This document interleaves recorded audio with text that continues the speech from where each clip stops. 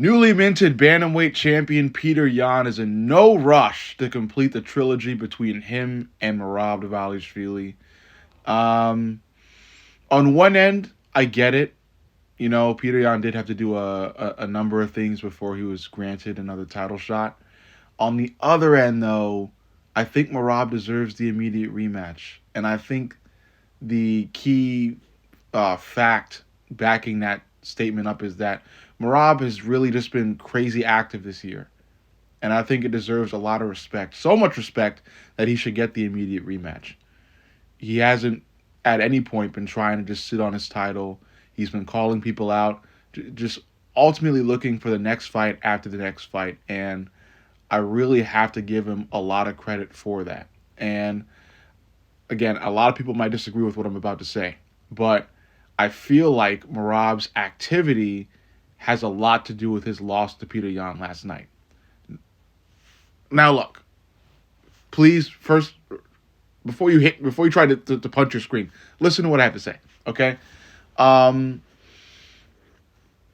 it like look at a lot of fighters who have just ultimately failed because of their overactivity.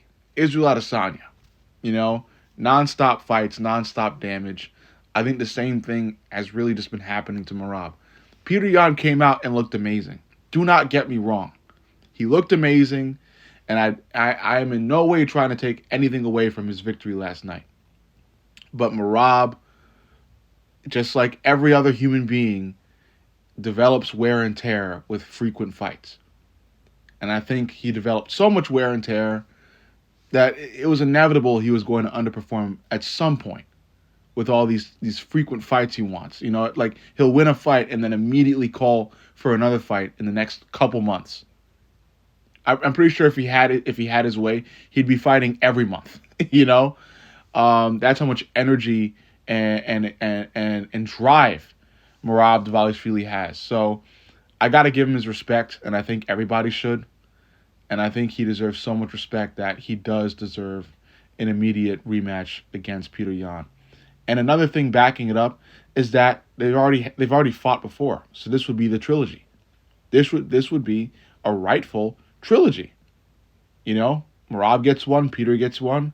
Now we see who'll get the third and last one. That's just how trilogies work. So I think it all adds up. I think it should happen, and I think this fight should happen soon. You know, somewhat early 2026. But it's up to the UFC. Overall, let me know what you think.